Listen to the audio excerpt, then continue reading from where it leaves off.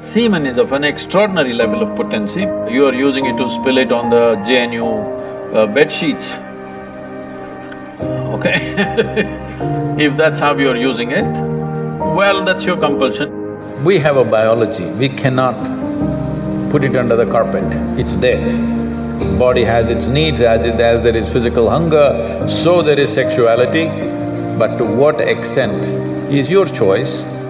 So in the yogic culture, this is called as virya. It is one of the most potent things. Obviously, it has a potency if you know how to explore.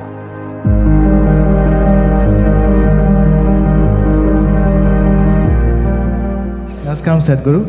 I want to know that when a student steps into college, all of a sudden he or she gets access to a huge amount of pornographic material which so far was off limits for him or her. And in the process, he or she enjoys that, and as we said, he or she experiences heaven on earth.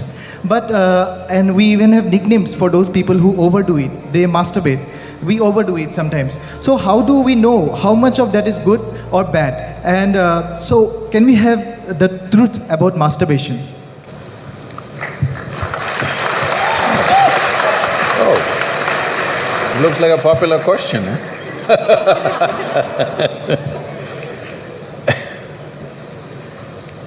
See, we have a biology, we cannot put it under the carpet, it's there. It's best we address it for what it is.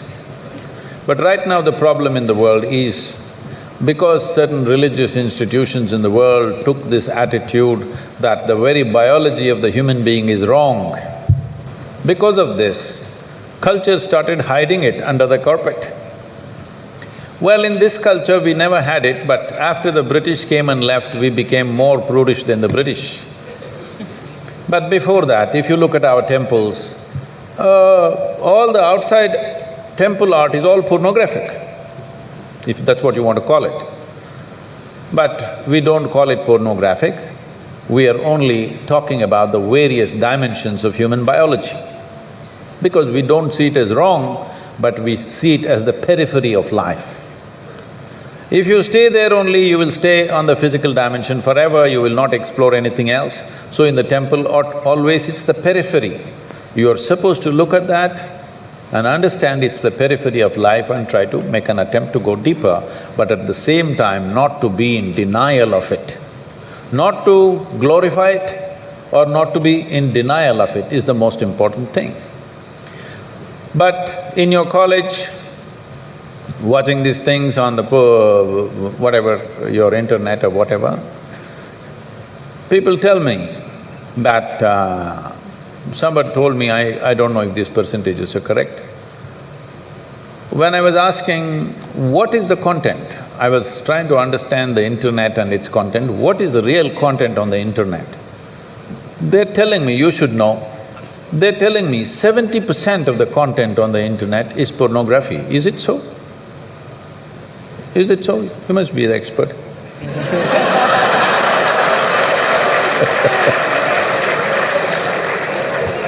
Is somebody doing PhD on it? They told me 70%. I said 70% is unreasonable and sick levels of pornography. If it occupies a small percentage, it's okay. 70% of a technological platform which could do millions of things, unfortunately is pornographic, just biology of life.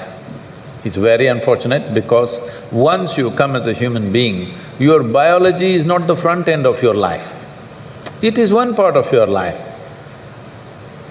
This cerebral capability came so that your intelligence becomes the front end of your life, and if you become conscious, your consciousness becomes the front end of your life. Biology is the front end of a bull. It's okay for him, that's all he knows. But biology should not be the front end of a human life, it is part of our life. We are not denying it. So, at a certain stage in your life, it's like this. A 95-year-old man went for a medical checkup with his doctor. The doctor did a thorough checkup and said, "Hey, old boy, you're doing great for 95, no problem with you." Then the old man asked, "Doctor, but what about my sex life?" Then the doctor looked at him and asked, thinking about it or talking about it?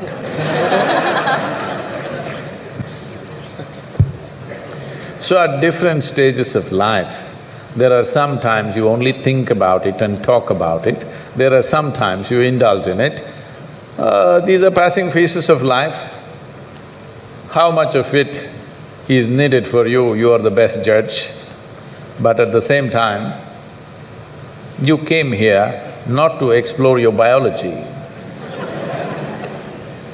At least you should have gone to MSc in biology. You shouldn't be wasting your time in a technological institute exploring biology.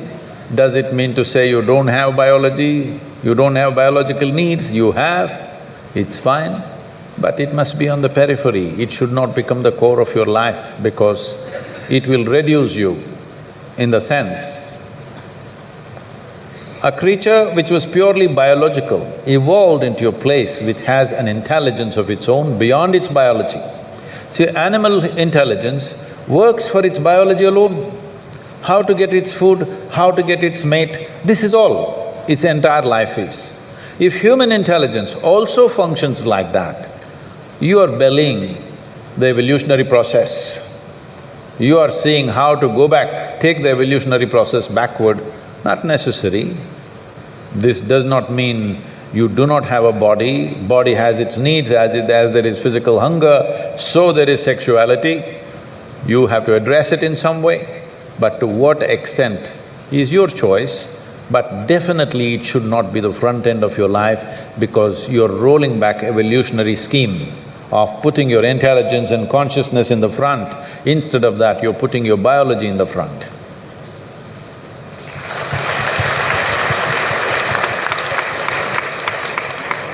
How important is a man's semen for physical, mental and spiritual well-being? Can wasting our semen damage us spiritually? Well, you know, semen is the basis of your physical existence, whether you're a man or a woman. You have come into existence because that is 50% of the ingredient, yes? Well, we have skin, we have epithelial cells, we have hair, we have many other aspects of body, you know, heart, liver, kidney, so many things. All these cells are of a certain potency in their own way.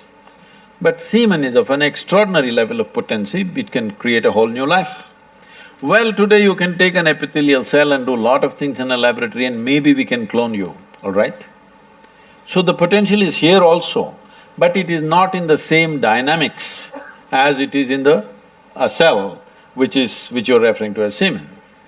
So in the yogic culture, this is called as virya. Virya also refers to what you call as vajra, which means stability, or diamond, which is the hardest thing. So in the human body, virya is considered to be like vajra. That means it is one of the most potent things if you know how to use it.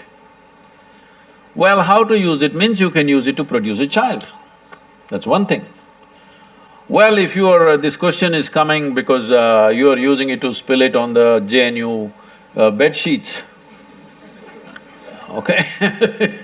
If that's how you're using it, well, that's your compulsion, you're doing whatever you're doing. This is not something to be judged morally, that's not the point, it's a question of what is the level of compulsion that one has. But anything in this body, can it be transformed into a different level of function? Absolutely. Not just semen, just everything in this body can be transformed. See, suppose I give you all soup-making ingredients, same soup-making ingredients to every one of you. Do you believe all of you will produce the same soup? No. You will produce 500 varieties of soups, those same ingredients. That's all that's happened with us right now. All of us are fundamentally same ingredients, but see how different each one of us are. Different soups. Well, if I give you soup-making ingredients, either you can make a great soup or a lousy soup. Depends what kind of skills you have, isn't it? So this goes for everything, not just for semen. Every dimension of your body and your mind, you can transform into something tremendous, or you can make it mediocre, or you can make it a serious problem. Every aspect of your life.